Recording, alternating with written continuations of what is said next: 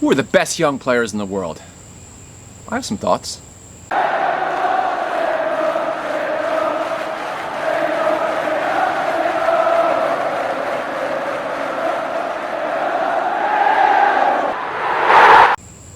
Hi everyone, and welcome to the Soccer Collectible Show, the channel for the history and value of soccer memorabilia. My name is Jonathan Castner.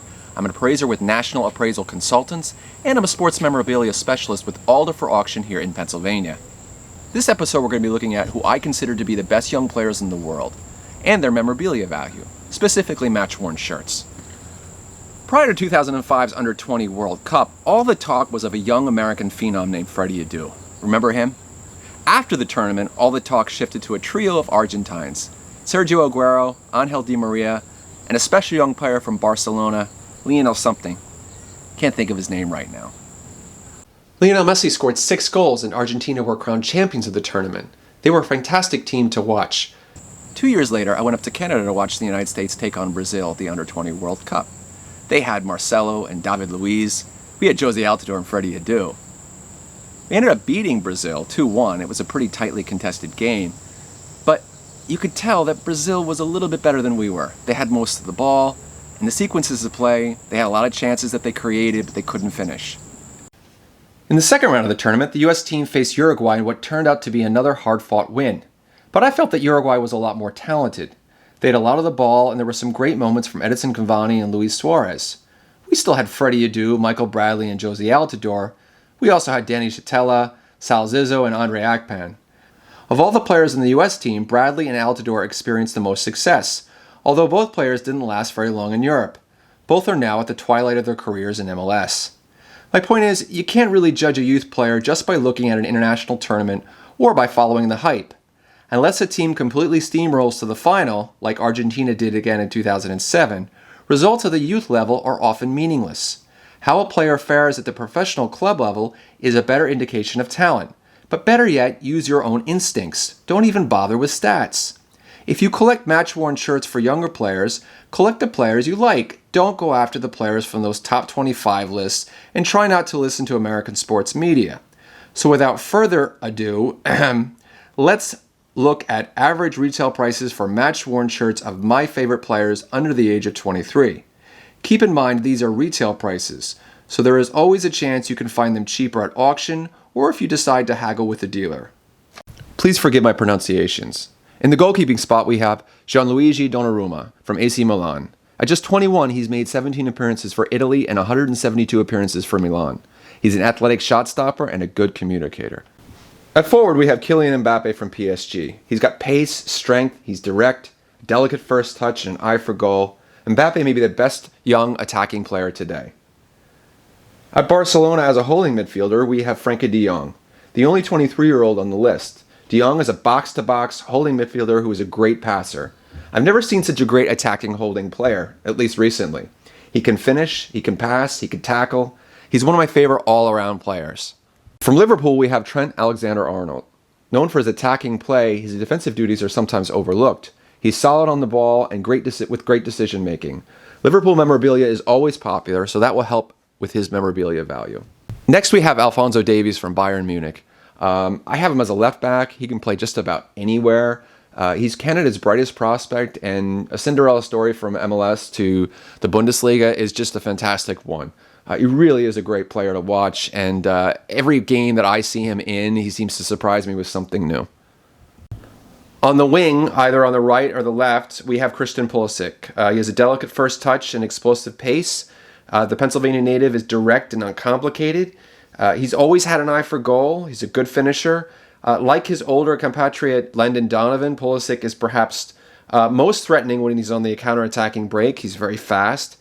Demand for his shirts stateside have really skyrocketed the last 6 months. But a few things to keep in mind going forward is he has a bit of an injury right now, a bit of an injury problem with his hamstring. Hopefully he can come back from that, return to the Premier League by the end of September, beginning of October. Another thing to keep in mind is how will his USA team fare going forward? Will they qualify for the World Cup? Of course, last time around, the United States didn't qualify. And if the team doesn't qualify again, that will keep his memorabilia value down. If he continues to grow and improve as a player and the team reaches the World Cup and he has a good performance internationally, then his memorabilia value will only increase.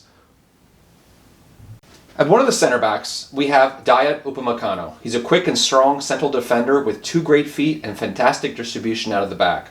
The 21-year-old youth French international plays for an exciting Red Bull Leipzig team that made waves in the Champions League this year. Prices for his match-worn gear have been rising the past few months, and if a move abroad to a bigger club materializes soon, it's likely to sell for well over $1,000. We have Jadon Sancho on the list from Borussia Dortmund, now with, it looks like, Manchester United.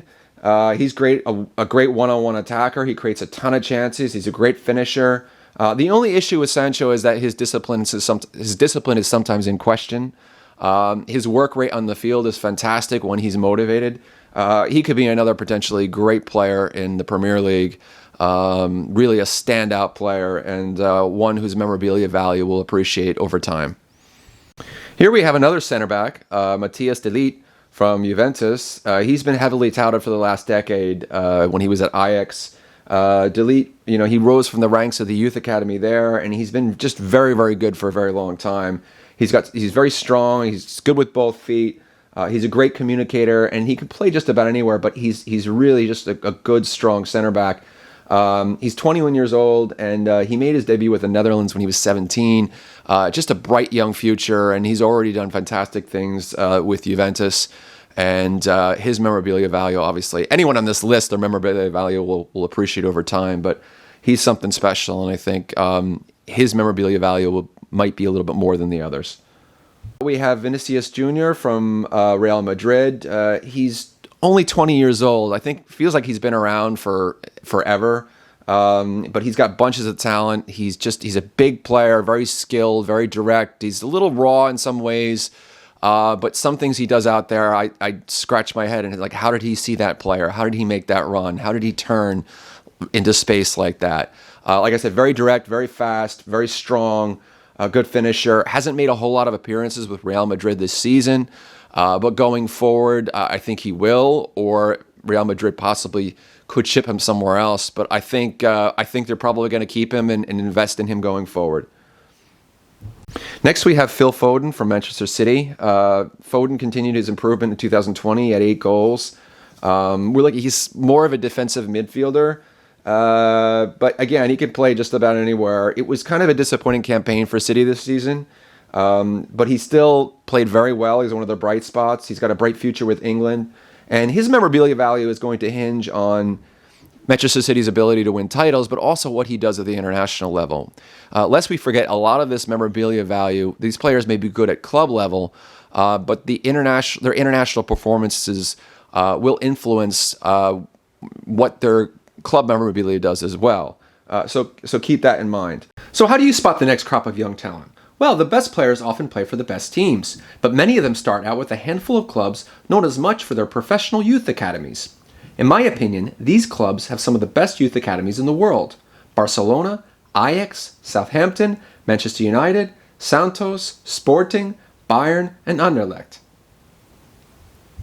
Great players come out of the academies in spurts. In the early 1990s, it was all about Manchester United and Ajax. Man U's graduating classes of 1992 and 1993 brought us David Beckham, the Neville brothers, Nicky Butt, Paul Scholes, Keith Gillespie, Ryan Giggs. Ajax brought us the De Boer brothers, Michael Reisiger, Clarence Seedorf, Patrick Kluivert. My generation. More recently, Belgium's Anderlecht brought us Vincent Kompany, Romelu Lukaku, and Dries Mertens, among many others. Of course, Brazil's Santos and Barcelona brought us Pelé and Messi, but there have been many others. Barca's La Masia Academy brought us Xavi and Iniesta. Santos also brought us Robinho, Diego, Edu, and Neymar. Portugal's Sporting brought us Ronaldo and Luis Figo. Bayern Munich brought us Beckenbauer, Meyer, and Schweinsteiger. Not to be outdone, Premier League strugglers Southampton brought us Theo Walcott, Alan Shearer, and Gareth Bale. Not too shabby. All of these players had hype. Sometimes people said they were overrated. But for as many as those that made it, there were a lot more that didn't.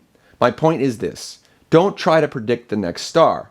Enjoy the game, enjoy the moments, and enjoy watching these players grow. If they're great now, they'll probably be great in a few years as long as they stay healthy. And that means their memorabilia value will only increase over time. That does it for this episode. What do you think about my choices? What about the memorabilia value? Email us at thesoccercollectibleshow@gmail.com. Don't forget to click subscribe. Take care, everyone.